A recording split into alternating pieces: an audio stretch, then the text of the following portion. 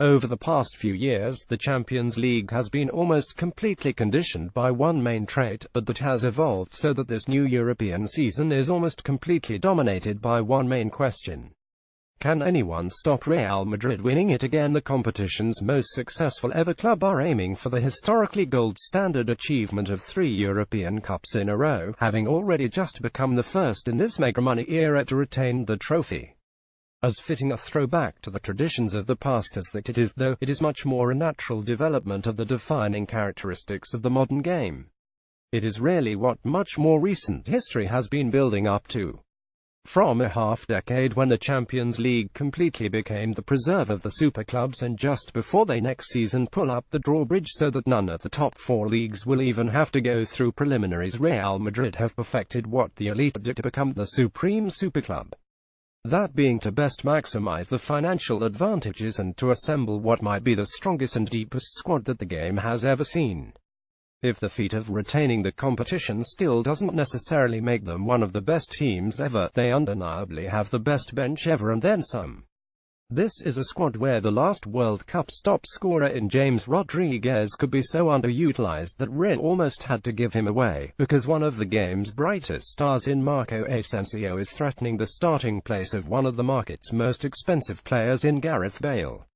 And all of that behind our still stupendous Cristiano Ronaldo. It would be frightening for everyone else, except it's not like everyone else has been frozen by fear.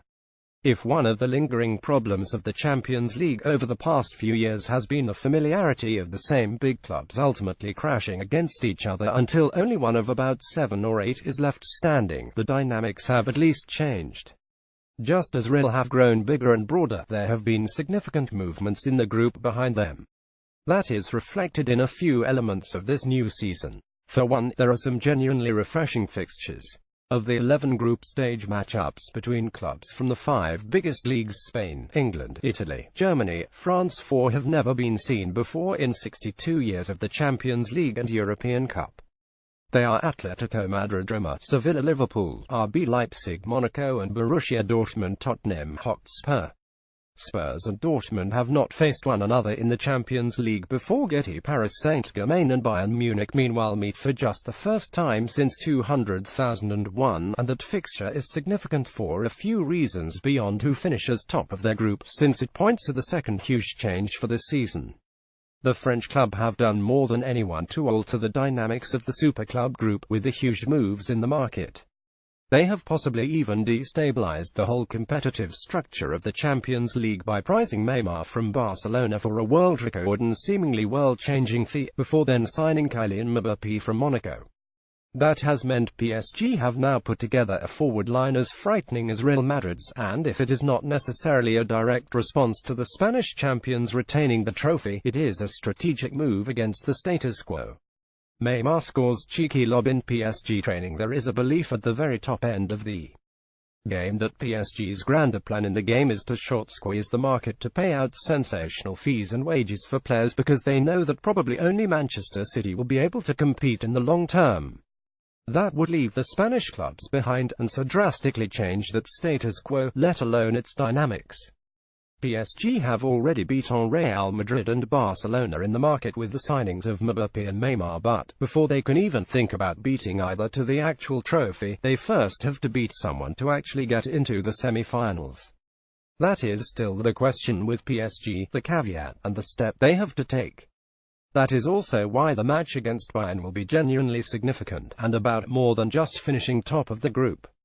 It will be about making a statement commensurate with PSG's desired new status, by beating one of the competition's 3 super clubs on the pitch. Paris Saint-Germain have assembled a formidable frontline. That Bayern's major move in the transfer window was to go against the market flow and willingly take James off Real only adds further edge.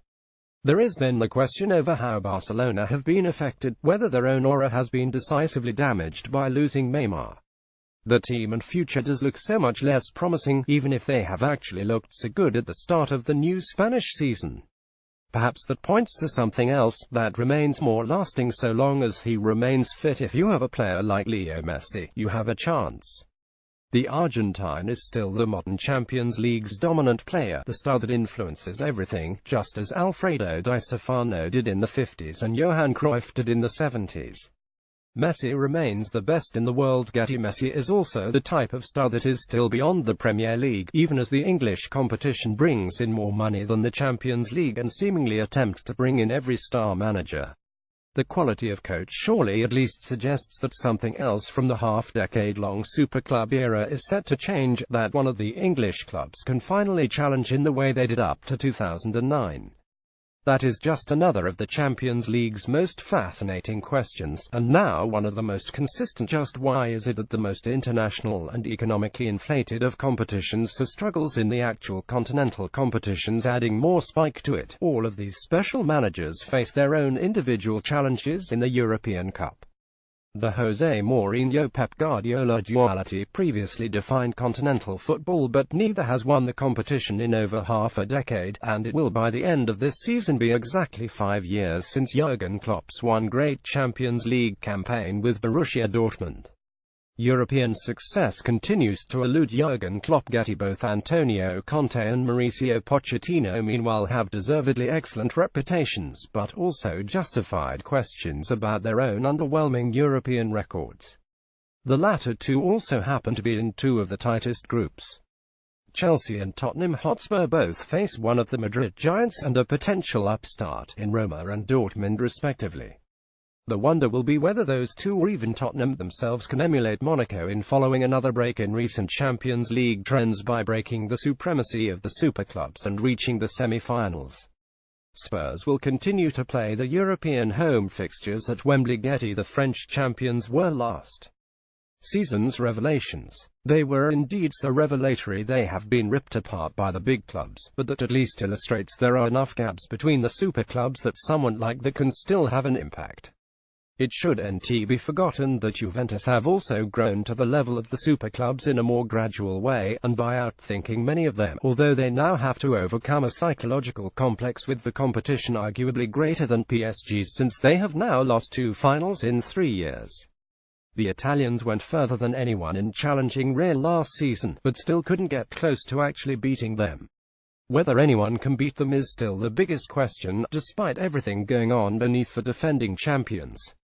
Not even Neymar's sensational change of clubs can change that. Reuse content.